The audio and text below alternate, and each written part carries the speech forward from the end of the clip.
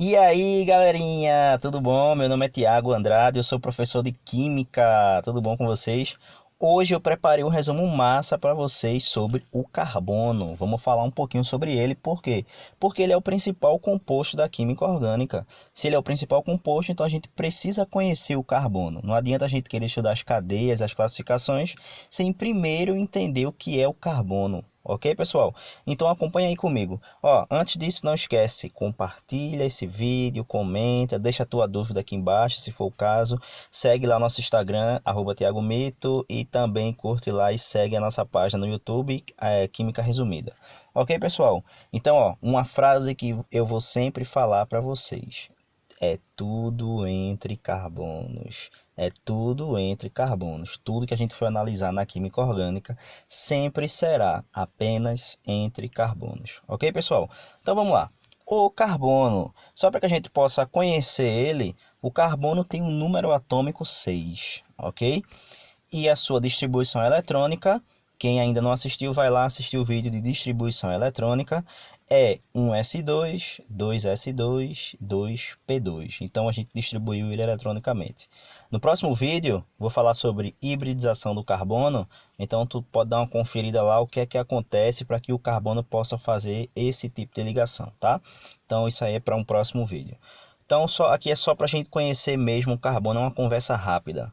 Então, o carbono tem um número de massa 12,011, tá? Mas na química a gente desconsidera, a gente só coloca como 12 gramas, ok? Agora, se tu for fazer alguma análise qualitativa que leve em consideração o resultado final, então você vai precisar usar o número de massa dele completo, tá?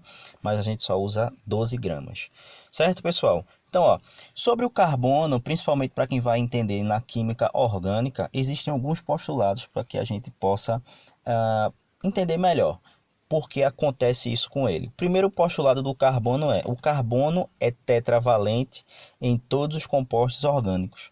O que é que isso quer dizer? Isso quer dizer que o carbono ele faz 4 ligações, tá certo?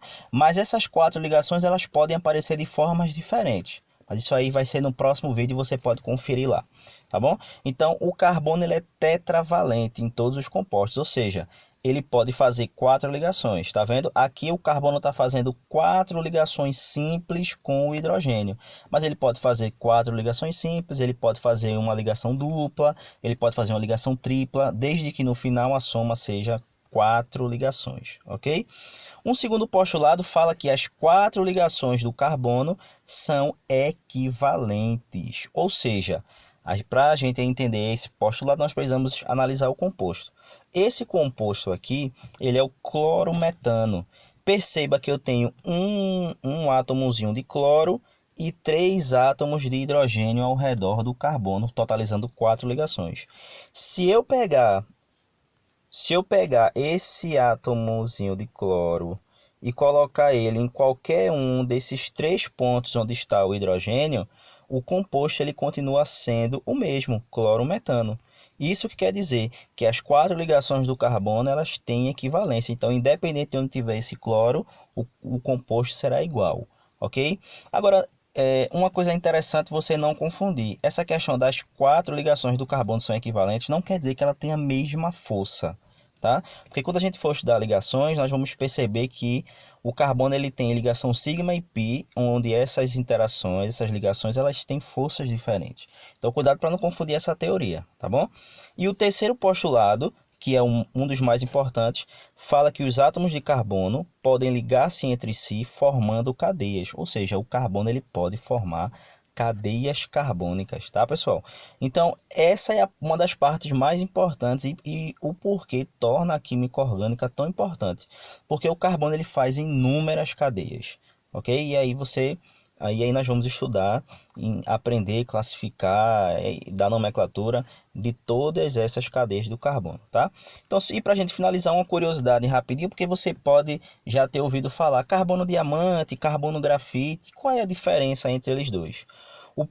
A primeira figura ali tem um lápis, tem uma figura mais escura, esse é o carbono grafite, ok, pessoal?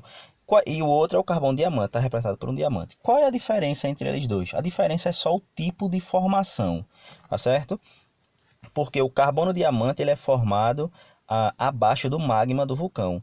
Então, ali é um local de alta pressão, muita pressão e alta temperatura. Então, ele fica ali por um determinado tempo, não é, sofrendo a influência da pressão, da temperatura, até adquirir essa forma, ok? Já o carbono grafite é um carbono que ele é formado por alguns compostos orgânicos, como folha, mato, também debaixo da superfície, só que bem acima de onde o diamante é formado. Também sofre influência da temperatura, só que uma temperatura menor do que a do diamante, tá certo? E aí também, além dessa formação, nós temos a estrutura. Então, a primeira estrutura do grafite, tá, que é formada em formas de hexágono, e a segunda estrutura do diamante. Ok, pessoal? Então, uma conversa rápida sobre o carbono. Espero que vocês tenham gostado. Um beijo.